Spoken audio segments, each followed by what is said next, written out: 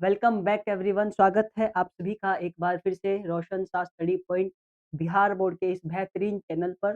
तो आप सभी का स्वागत है और आज की इस वीडियो में हम लाइव सेशन में आज हम जानने वाले हैं अपना हिंदी का कुछ ऐसे ऑब्जेक्टिव टाइप क्वेश्चन जो कि एग्जाम के पॉइंट ऑफ व्यू से मतलब कि एग्जाम के नज़रिए से बहुत ही ज़्यादा इम्पोर्टेंट होने वाला है। ठीक है, तो फटाफट से इस लाइव सेशन को अपने दोस्तों में आप लोग शेयर कर दो ताकि उनकी भी प्रिपरेशन अच्छे से हो जाए। ठीक है, Simmu hi sir, hello Simmu. अभी देखो कम बच्चे इसलिए हैं क्योंकि अभी-अभी इस चैनल को हमने क्रिएट किया है, ठीक है, आप लोगों के एग्ज़ाम को देखते हुए। तो अभी कम बच्चे आएँगे, उससे हमें कोई उससे लेना-देना नहीं है, बस हमें अपनी चीज़ों को कवर अप करना है, चीज़ों को कंप्लीट करना है, ठीक है? तो अभी 3 है और आगे चलकर देखो ये 3 से 300 फिर 3000 तक भी जाएँगे, ठीक है? तो बिना टाइम वेस्ट करे हम अपने पेपर को सॉल्व करेंगे। इधर आप देख सकते हो आज हम ऑब्जेक्टिव क्वेश्चंस को जानने वाले हैं कि किस तरीके से एग्ज़ामिनर जो है वो हमसे क्वेश्चन पूछता है, ठीक है? किस तरीके से वो हमसे क्वेश्चन पूछता है और किस टाइप के ऑब्जेक्टिव क्वेश्चंस हमें यहाँ पे देखने को मिलने वाले हैं।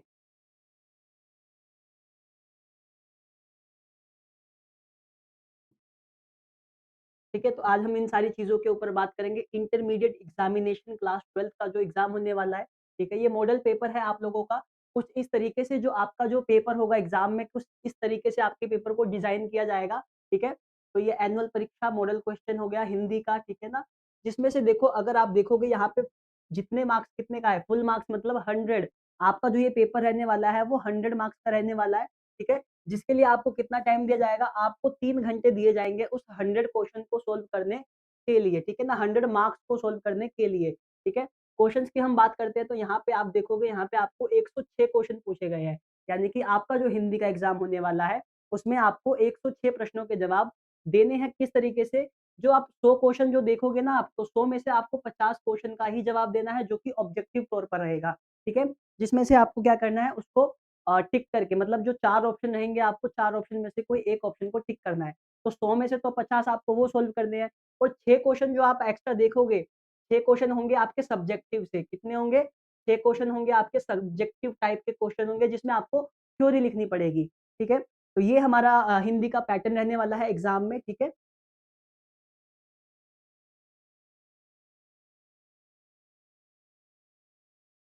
कुछ इस तरीके का हमारा हिंदी का पैटर्न रहने वाला है और अब हम इसको सोल्व करने की कोशिश करते हैं। सबसे पहले हम क्या जानेंगे, हम कुछ अपने इसपे इंस्ट्रक्शंस को पढ़ लेते हैं कि हमारा इंस्ट्रक्शन किस तरीके का है।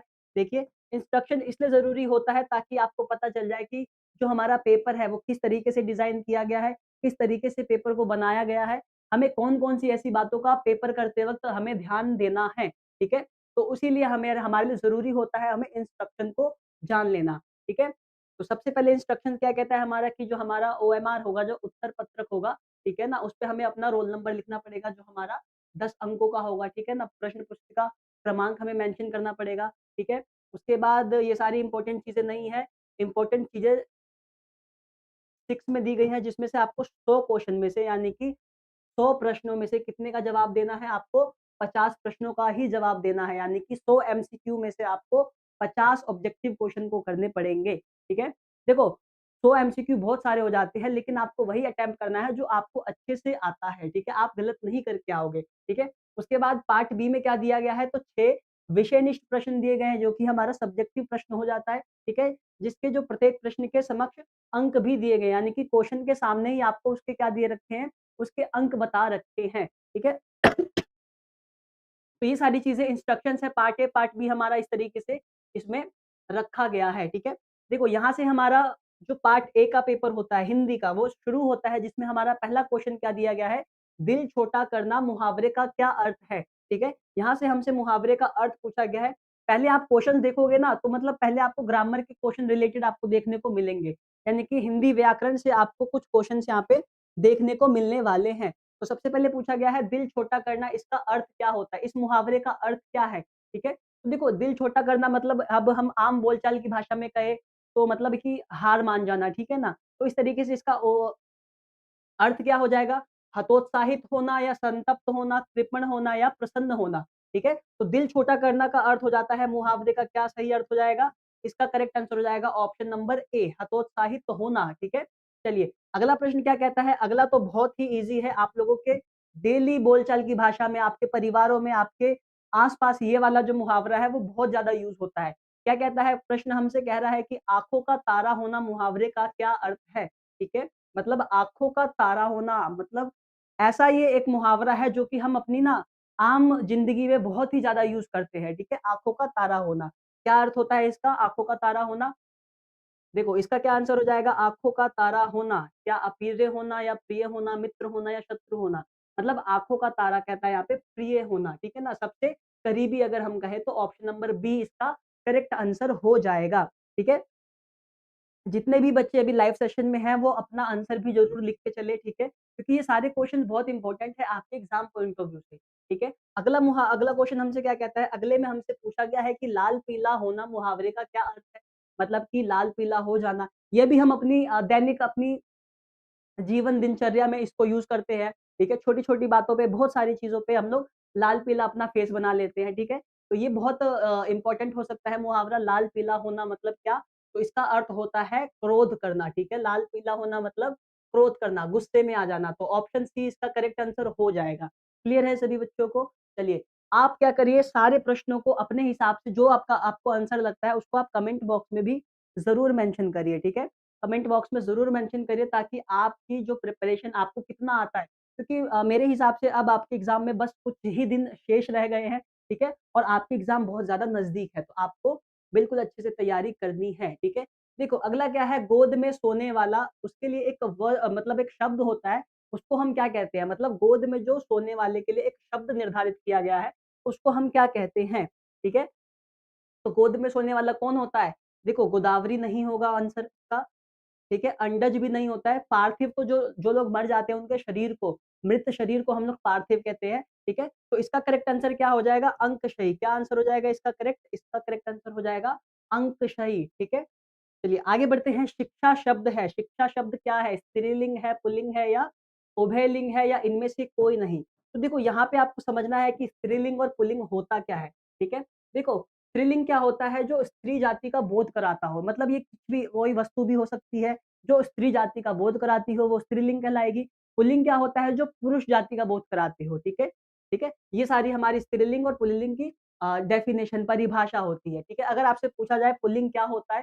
तो आप सिंपल भाषा में, सरल भाषा में आप क्या कहोगे कि पुरुष जाति का बोध कराने वाली कोई भी वस्तु, नाम, ठीक है, जगह, कुछ भी वो हमारा पुल्लिंग कहलाता है। और स्त्रीलिंग की अगर आपसे डेफिनेशन पूछी जाए कि बताओ स्त्रीलिंग किसे कहते हैं?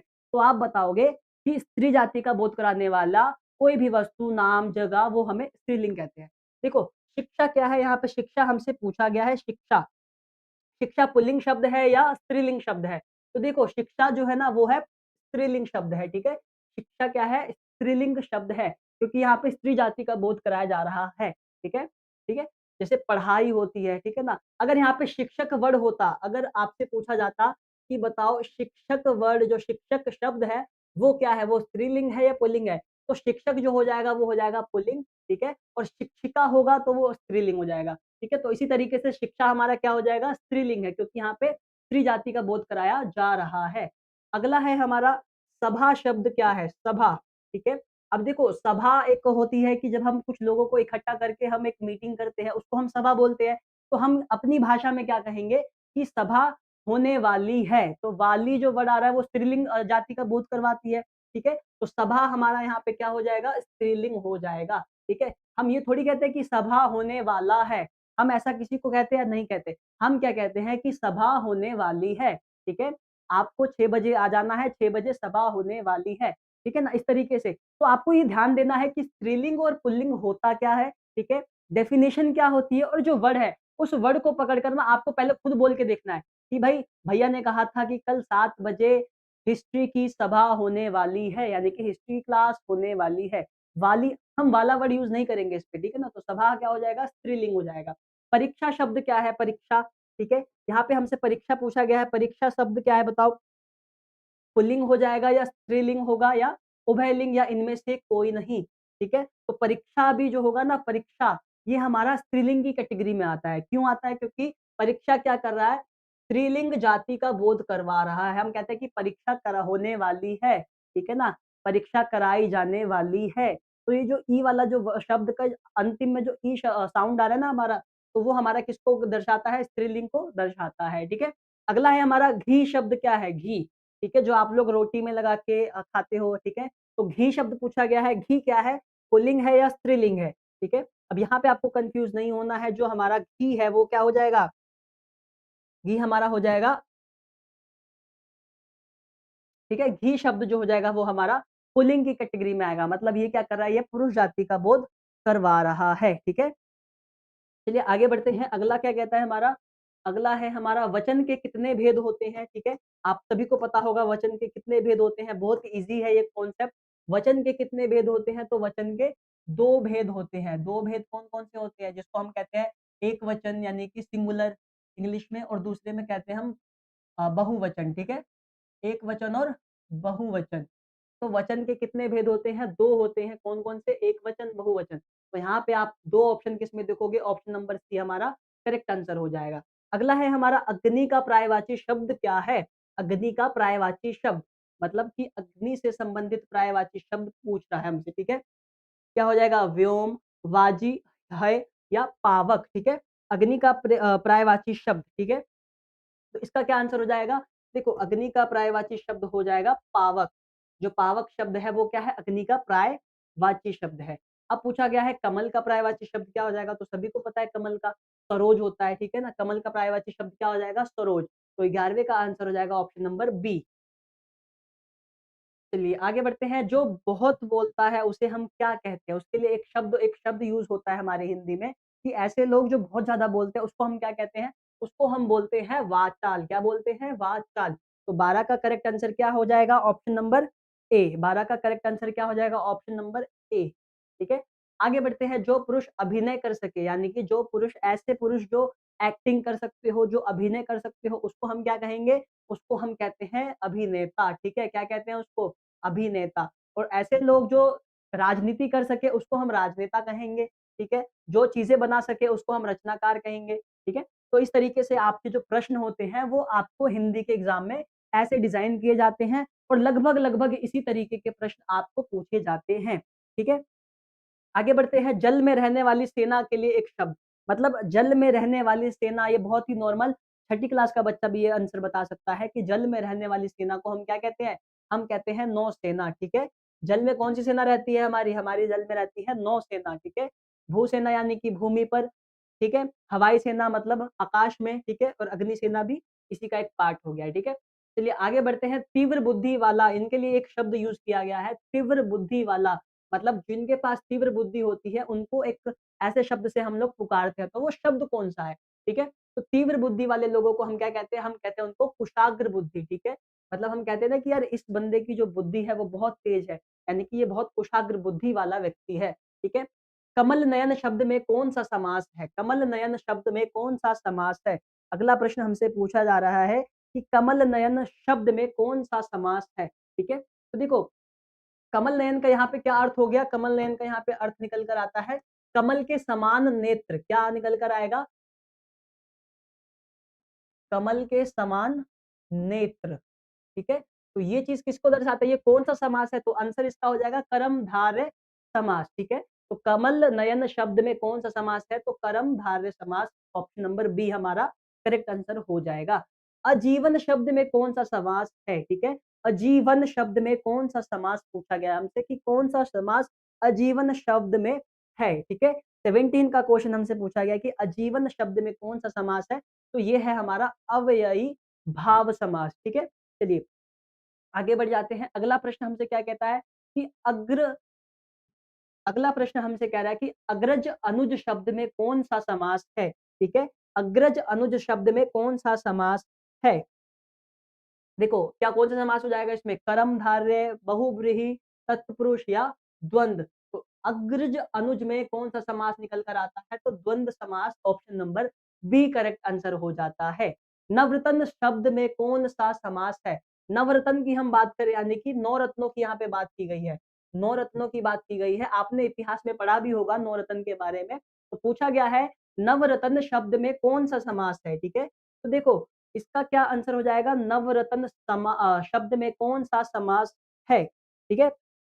देखो, आपको अगर कोई भी वर्ड, कोई भी शब्द अगर आपके एग्ज़ाम में संख्या से शुरू होता हो, ठीक है? तो उसको हम द्विगु समास कहते हैं। क्या कहते हैं? द्विगु समास, ठीक है? अगर कोई भी शब्द मैं यहाँ पे लिख देता हूँ, अगर अगर कोई भी शब्द संख्या के समान हो ना, जैसे इधर क्या कह रहा है? नवरत्न यानी कि 9 रत्नों की बात कर रहा है। यहाँ पे 9 क्या है? एक संख्यावाचक वो शब्द है, ठीक है? तो अगर अगर कोई भी शब्द अगर आपका संख्या से शुरू होता है, संख्यावाचक से शुरू हो, तो वो कौन-सा समास हो जाएगा? वो मेरा द्विगु समास हो जाएगा, ठीक है? चलिए आगे बढ़ जाते हैं। आयुष्मान का पर्यायवाची शब्द क्या है? ठीक है? आयुष्मान जो शब्द है, इसका पर्यायवाची शब्द क्या होगा आयुष्मान का? ठीक है? तो देखो आयुष्मान आपने आप लोगों के घर में शादी का कार्ड आता होगा तो उसपे चिरंजीवी लिखा आता है, ठीक है ना? और आयुष्मान भी कुछ-कुछ लोगों आयुष्मान भी लगाते हैं। तो आयुष्मान का पर्यायवाची शब्द क्या हो जाएगा? चिरंजीवी। ऑप्शन नंबर बी करेक्ट हो जाएगा। अगला प्रश्न है पृथ्वी का पर्यायवाची शब्द क्या है? पृथ्वी का पर्यायवाची शब्द क्या होता है? धरती होता है, ठीक है ना? भूमि होता है, तो ऑप्शन बी हमारा ऑप्शन दिया गया है भूमि, तो आपको भूमि पे टिक कर देना है और आगे बढ़ जाना है। आपको ज़्यादा कन्फ्यूज़ भी नहीं होना है और ज़्यादा सोचना भी नहीं है कि पृथ्वी का क्या पर्यायवाची होगा। ठीक है ना? धरती हम बोलते हैं उसको पृथ्वी को, भूमि भी बोलते हैं, ठीक है? तो पृथ्वी का पर्यायवाची भूमि हो जाएगा। अगला प्रश्न हमसे पूछा गया है, संधि के कितने भेद होते हैं?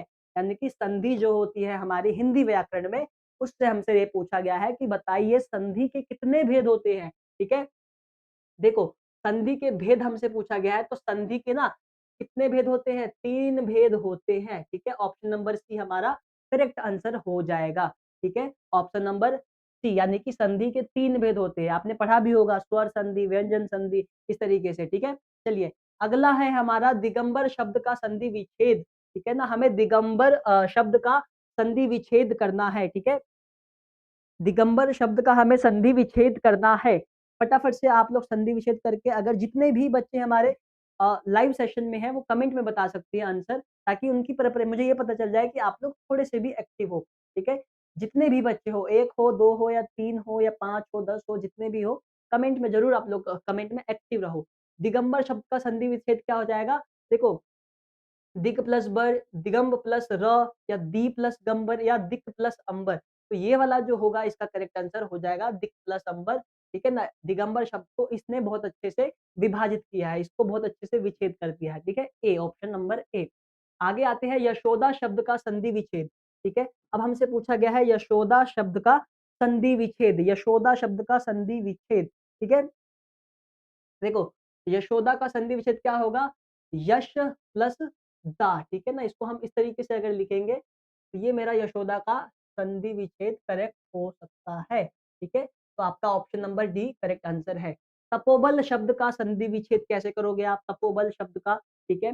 तपोबल शब्द का आप संधि विच्छेद कैसे करोगे? ठीक है? ठीक है? इस तरीके से आप इसका संधि विच्छेद करोगे तो तप प्लस बल और तपह प्लस बल भी करेक्ट हो सकता है, तो तपोबल शब्द का ये आंसर हो जाएगा।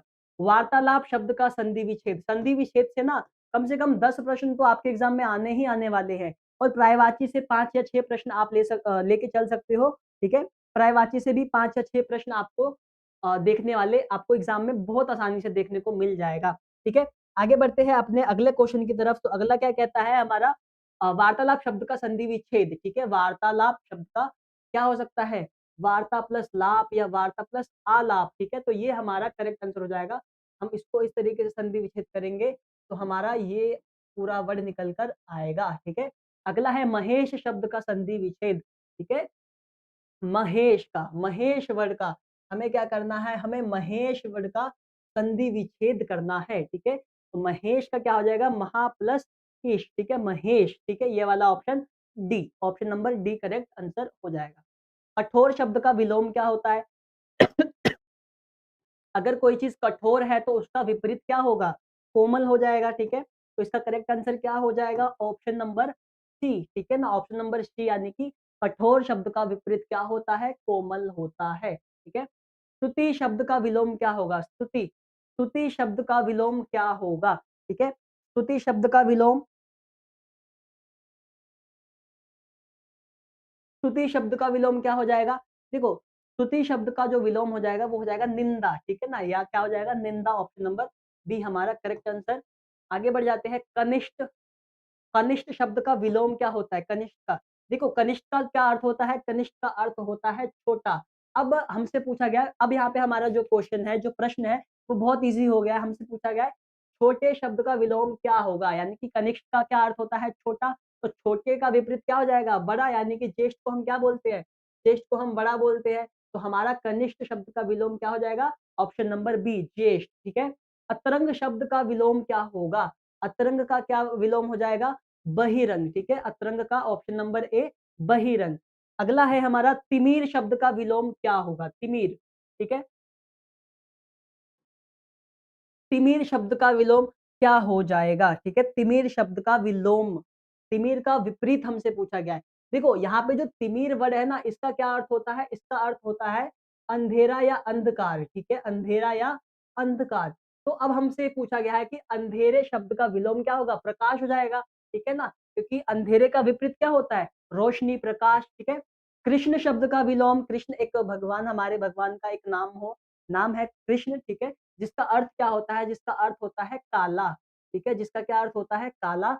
पूछा गया है काले शब्द का क्या विलोम होगा? श्वेत हो जाएगा। अगर श्वेत ऑप्शन में नहीं है, तो आप क्या कर सकते हो? शुक्ल को भी करेक्ट कर सकते हो, ठीक है? अगर श्वेत आता है, तो आप श्वेत को टिक कर सकते हो। अब हमसे पूछा गया है उपसर्ग के बारे में, बताना है हमें विज्ञान शब्द में कौन-सा उपसर्ग है? यानी कि उपसर्ग शब्द क्या होते हैं जो किसी शब्द के आगे जुड़ते हैं, ठीक है? आगे जुड़कर उस शब्द की जो परिभाषा होती है उसको चेंज कर देते हैं, यानी कि उपसर्ग हमसे पूछा गया है विज्ञान का, ठीक है ना? विज्ञान शब्द का हमें क्या बताना है? उपसर्ग, ठीक है? तो इसके उपसर्ग आपको ये ध्यान देना है कि जो शब्द के आगे होती हो, तो अगर आप इधर इसको विभाजित करोगे, आगे कौन-सा है? वी है ना? तो विज्ञान में हमारा विग, ठीक है? ये हमारा क्या हो जाएगा? करेक्ट आंसर हो जाएगा। चलिए, आगे बढ़ते हैं। ये वाला आंसर हो जाएगा वी, ठीक है ना? विज्ञान में। आगे बढ़ते हैं, पुरातन शब्द में कौन-सा उपसर्ग है? ठीक है? पुरातन शब्द में कौन-सा उपसर्ग है? यानी कि जो पुरातन वर्ड है उसमें कौन-सा उपसर्ग यूज़ किया गया है? आप देखोगे यहाँ पे पुरातन को अगर हम विभाजित करेंगे, कौन-सा वर्ड जुड़ रहा है? ठीक है ना? पुरातन में आगे का, ठीक है ना? पुर, यानी कि ऑप्शन नंबर ए। आगे बात करते हैं, आदिकाल शब्द में उपसर्ग कौन-सा है? यानी कि आदिकाल शब्द में कौन-सा उपसर्ग है? तो इसका आंसर हो जाएगा ऑप्शन नंबर ए। ये देखोगे आप, आदि, पहला जो वर्ड होगा, पहला जो शब्द होगा, वो हमारा इसका उपसर्ग का आंसर हो जाता है। जब हम प्रत्यय की बात करते हैं, तो आपको ध्यान देना है वाक्य के जो हमारा शब्द होगा, उसके अंत में जुड़ते हैं। ये वो जो होते हैं, अंत में होते हैं। तो ममेरा शब्द में कौन-सा प्रत्यय है? ममेरा शब्द में कौन-सा प्रत्यय है? ये हमसे पूछा गया है, ठीक है? ममेरा शब्द में कौन-सा प्रत्यय है? तो ये हो जाएगा ममेरा, ठीक है ना? एरा। आप वर्ड को अगर प्रोनाउंस करोगे तो ममेरा, ठीक है? तो एरा जो ऑप्शन नंबर ए हमारा करेक्ट हो जाएगा। पढ़ाई शब्द में प्रत्यय कौन-सा है? पढ़ाई शब्द में प्रत्यय कौन-सा है? पढ़ाई में कौन-सा शब्द आ रहा है? पढ़ाई। देखो, अब अगर आप इसको प्रोनाउंस करोगे, अगर आप बोलोगे पढ़ाई, आई का शब्द आ रहा है ना? तो आई हमारा option number A correct answer हो जाएगा। आगे बात करते हैं, दिखावट शब्द में कौन-सा प्रत्यय है, ठीक है? प्रत्यय पूछा गया, यानी कि वाक्य के अंत में दिखावट, ठीक है? तो आप इसको प्रोनाउंस करो दिखावट, ठीक है ना? अ के साथ साउंड आ रहा है दिखावट, तो ऑप्शन नंबर डी हमारा करेक्ट आंसर हो जाएगा। शास्त्र शब्द का विशेषण क्या होता है ना? विशेषण हमसे पूछा गया है कि शास्त्र शब्द का विशेषण क्या होता है? तो शास्त्र शब्द का विशेषण क्या हो जाएगा? शास्त्रीय, ऑप्शन नंबर बी, ठीक है? बी हमारा करेक्ट आंसर हो जाएगा। अगला पूछा गया है, रंग शब्द का विशेषण क्या होता है? ठीक है? रंग शब्द का विशेषण क्या होता है? रंग शब्द का विशेषण क्या होता है? बताओ फटाफट से। रंग शब्द का विशेषण क्या हो जाएगा? रंगून, ठीक है? विशेषण क्या हो जाएगा रंग का? रंगून। आगे बात करते हैं, अगला है हमारा वेद शब्द का विशेषण क्या है? ठीक है? यानी कि कौन-सा शब्द इसमें से वेद शब्द के विशेषण के तौर पर यूज़ किया गया है? वेद का हमें बताना है, ठीक है? तो वेद शब्द का क्या आंसर हो जाएगा हमारा? जितने भी बच्चे कमेंट में कम से कम थोड़ी-सी एक्टिविटी आप लोग भी दिखाओ, थोड़े से आंसर को आप लोग भी कमेंट बॉक्स में ज़रूर लिख दो कि आपको कितना आता है, ठीक है? ताकि मुझे भी पता चलता रहे कि आपको हिंदी के एग्ज़ाम में ऑब्जेक्टिव में कितने क्वेश्चन्स आते हैं, कितने क्वेश्चन्स आपको नहीं आते हैं, ठीक है? तो वेद का शब्द का विशेषण क्या हो जाएगा? वेद वैदिक को दर्शाता है, ठीक है ना? वेद, ठीक है? आचार्य शब्द में कौन-सा संज्ञा है, ठीक है? आचार्य शब्द में तो ये जो है ये जातिवाचक संज्ञा है, ठीक है? आचार्य में कौन-सा संज्ञा है? जातिवाचक। अब पूछा गया है चतुराई शब्द में कौन-सा संज्ञा है? चतुराई शब्द, जो वर्ड होता है चतुराई, ठीक है ना? क्लेवरनेस, ठीक है? चतुराई, इसमें कौन-सी संज्ञा यूज़ की गई है, ठीक है? चतुराई में हमारी कौन-सी संज्ञा यूज़ की गई है? तो चतुराई क्या होता है? किसी के भाव को दर्शा रहा है, ठीक है? किसी व्यक्ति के भाव को दर्शा रहा है। तो ऑप्शन नंबर सी हमारा करेक्ट आंसर हो जाएगा। अच्छा, अब पूछा गया है गुच्छा शब्द में कौन संज्ञा है, ठीक है?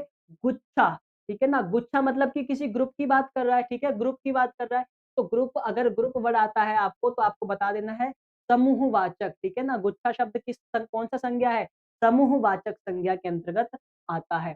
प वर्ण का उच्चारण स्थान क्या है? प, ठीक है?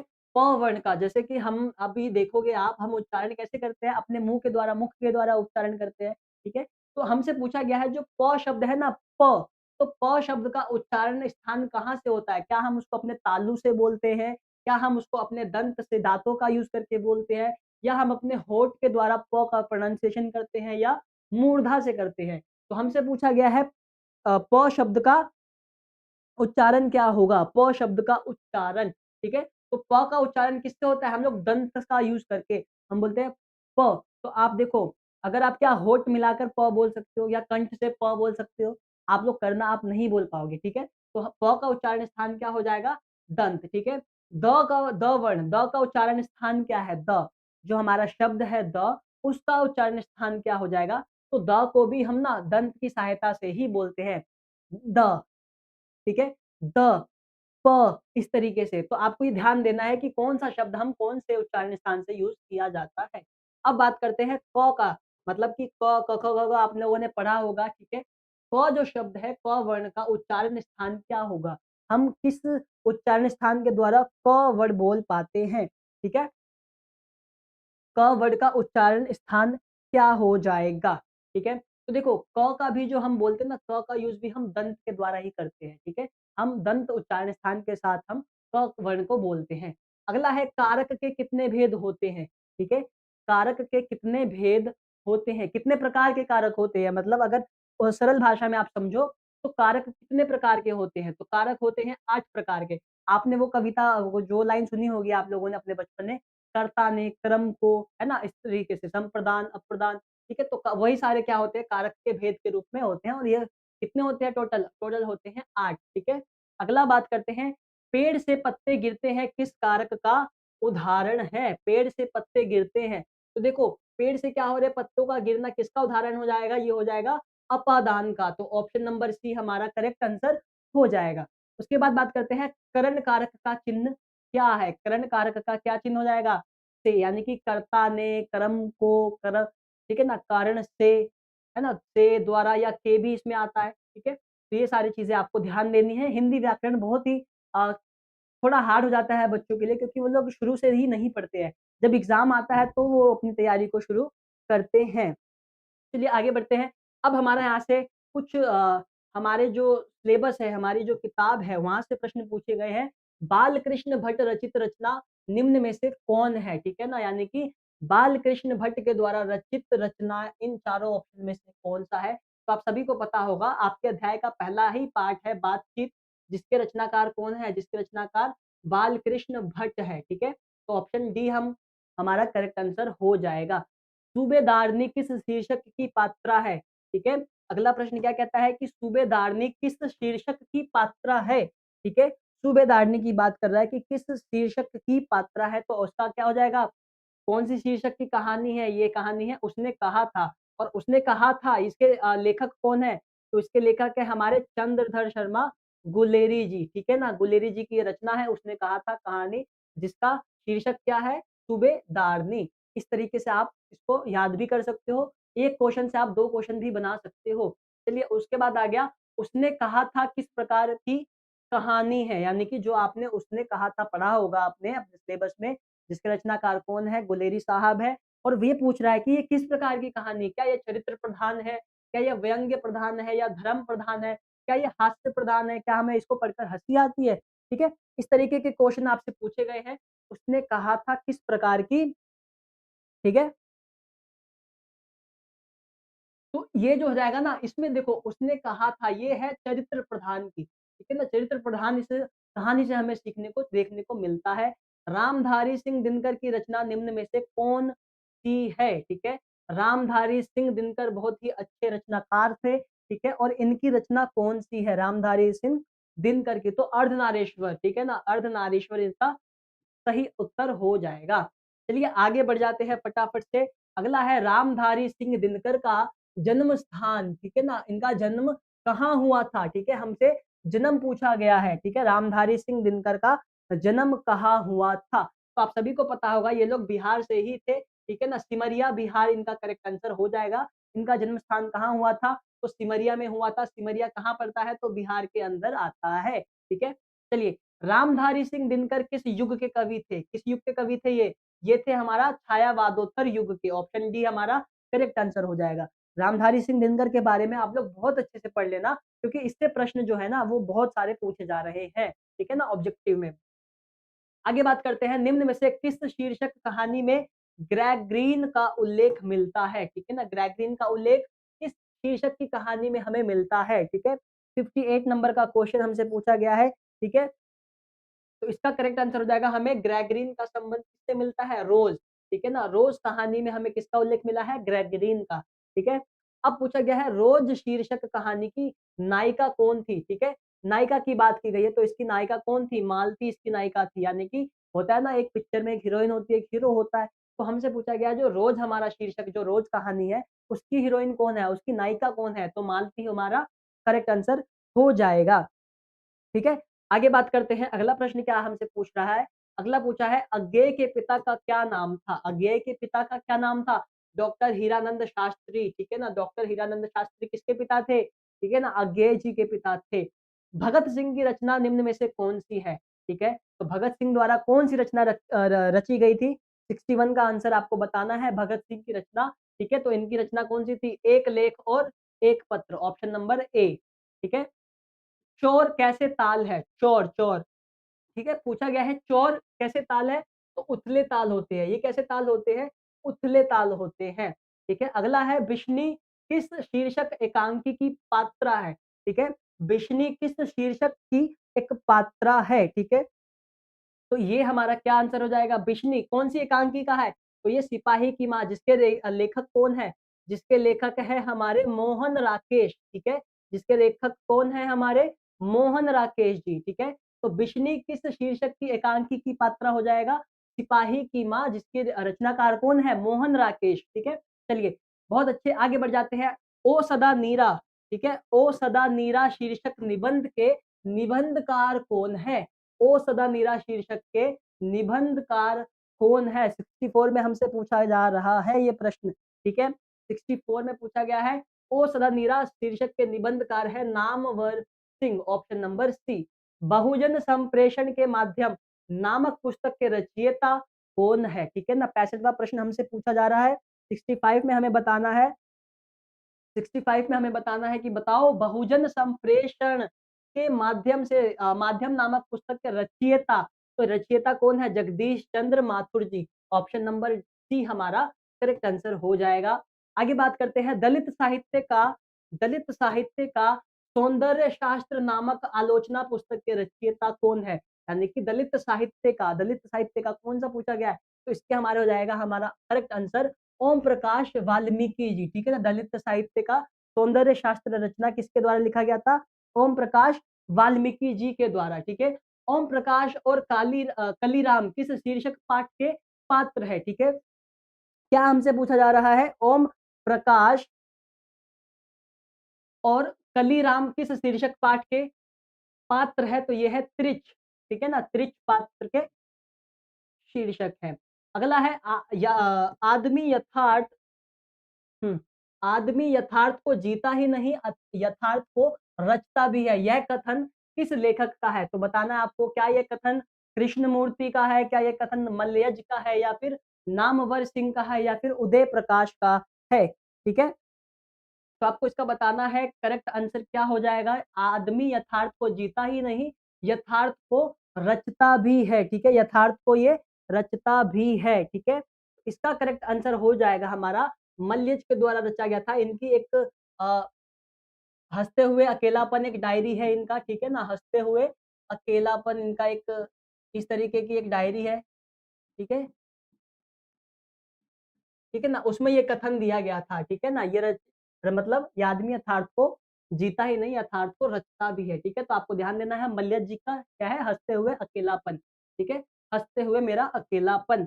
उसी से प्रश्न आ गया, हँसते हुए मेरा अकेलापन शीर्षक पाठ के लेखक कौन है? अभी मैंने आपको बताया मल्यज, ठीक है? चलिए, अगला है त्रिच शीर्षक कहानी किस प्रकार की रचना है? ठीक है? किस प्रकार की रचना है त्रिच? तो इसको आपको कमेंट में बताना है कि त्रिच शीर्षक कहानी किस प्रकार की रचना है?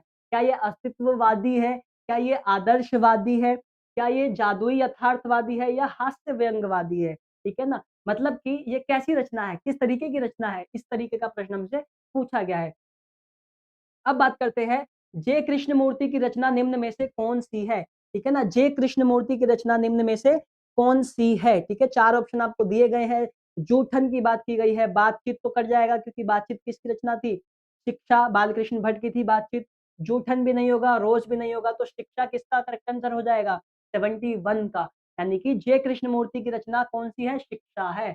उसके बाद बात करते हैं लीड बेटर के अनुसार जे कृष्णमूर्ति क्या थे? ठीक है ना? लीड बेटर के अनुसार जो हमारे जे कृष्णमूर्ति थे, वो क्या थे? तो इसका भी आंसर आप किसमें बताओगे? आप इसका भी आंसर कमेंट बॉक्स में बताओगे कि अगर आपने इसको पढ़ा है तो आपके अनुसार कि जे कृष्णमूर्ति क्या थे? ने उनका किस तरीके का व्यवस्था आप बोल सकते हो क्या ये देश शिक्षक थे, राज्य शिक्षक, ग्रामीण शिक्षक, विश्व शिक्षक, क्या थे ये प्रोफेशन के अनुसार? ठीक है? ओराव भाषा में धांगड़ शब्द का क्या अर्थ होता है? ठीक है? तो देखो ओराव भाषा एक तरीके की भाषा होती है जिसमें धागड़ का क्या अर्थ होता है? भाड़े का मजदूर यानी कि भाड़े पे मतलब भाड़े पे जो लोग काम करते हैं ना, जो मजदूरी करते हैं उसको हम कहते हैं भाड़े का मजदूर। अगला प्रश्न है गंडक नदी की चर्चा किस शीर्षक पाठ में की गई है?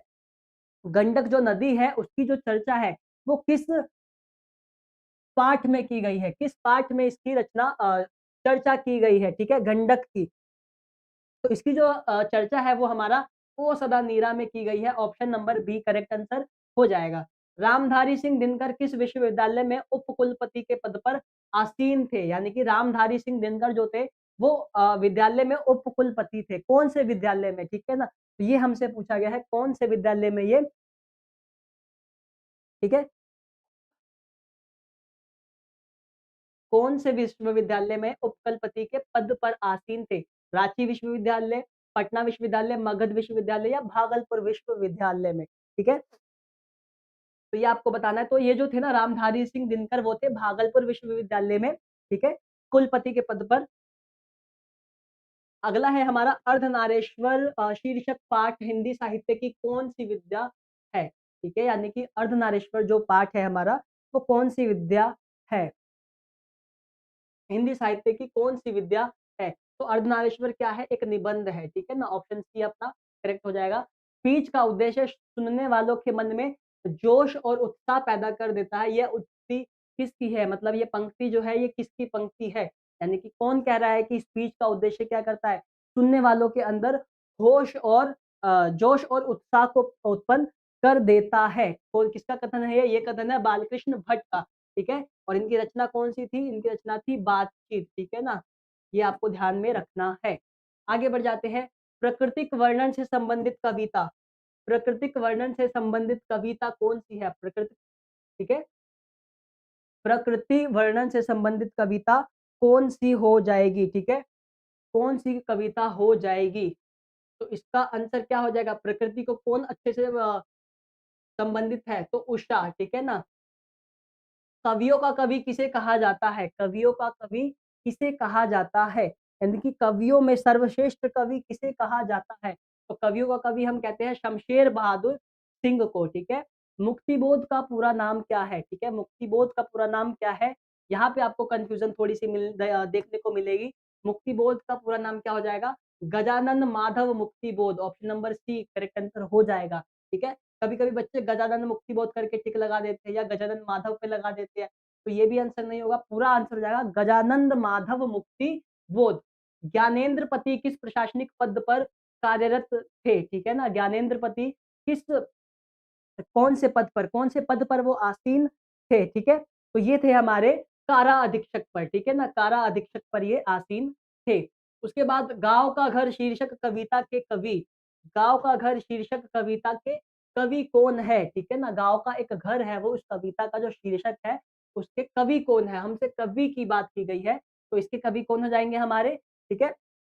इसके कवि हो जाएँगे हमारे ज्ञानेंद्र पति, ठीक है ना? Option number D.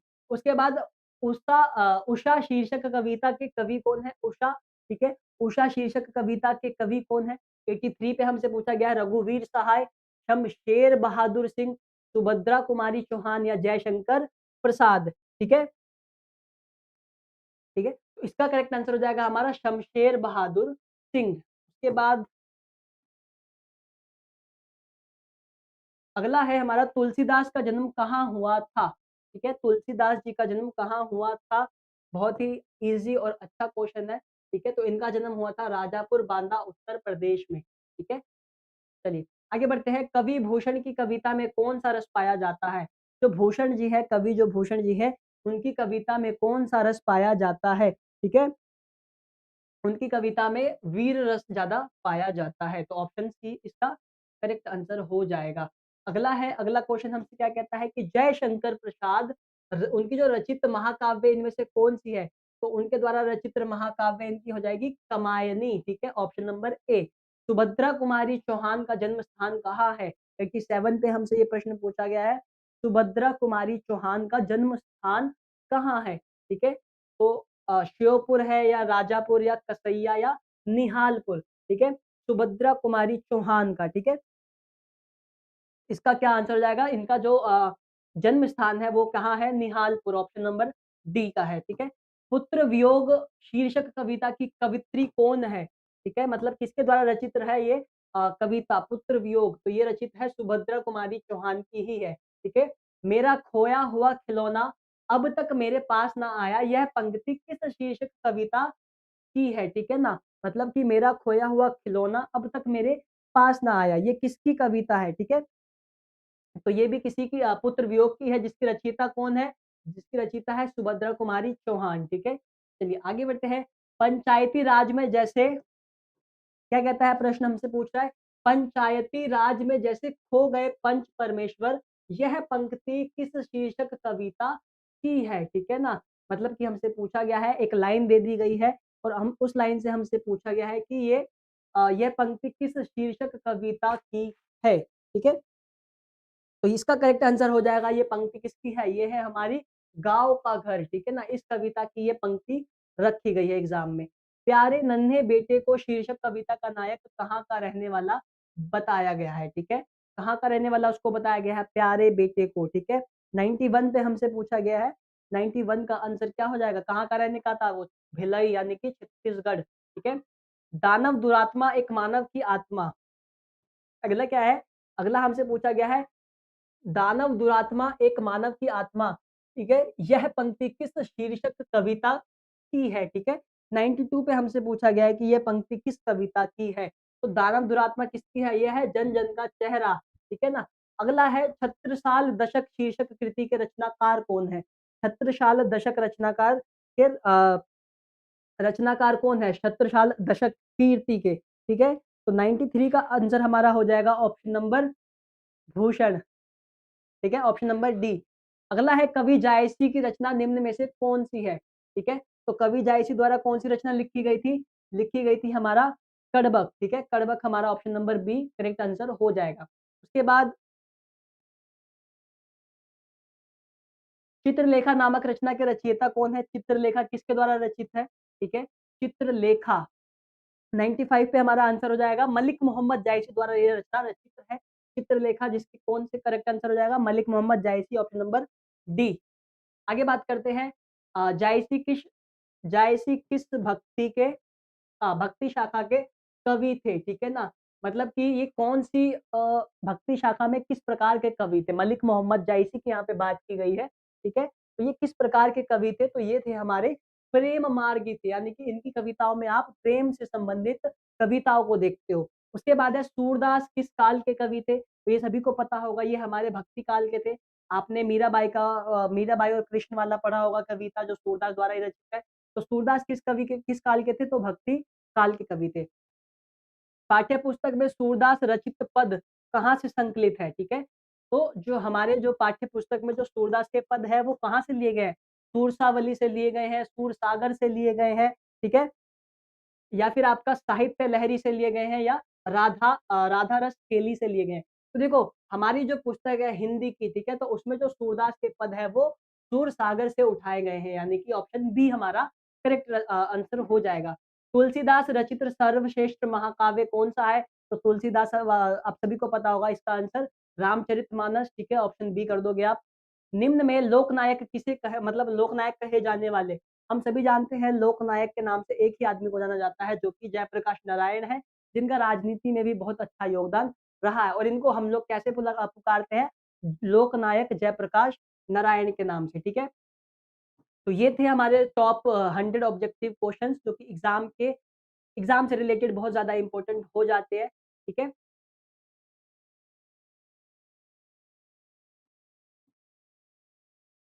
तो ये सारे जितने भी ऑब्जेक्टिव है, ये रिपीटेड क्वेश्चंस हैं जो आपके एग्ज़ाम में बहुत ही इम्पोर्टेंट रोल प्ले करते हैं और हो सकता है आपके एग्ज़ाम में ये आगे भी आते रहे, ठीक है? तो सारे प्रश्नों को आप लोग एक बार फिर से कर लेना ताकि आपकी प्रिपरेशन और अच्छी हो जाए, ठीक है? चलिए, मिलते हैं आपसे बहुत जल्द एक नए टॉपिक के साथ।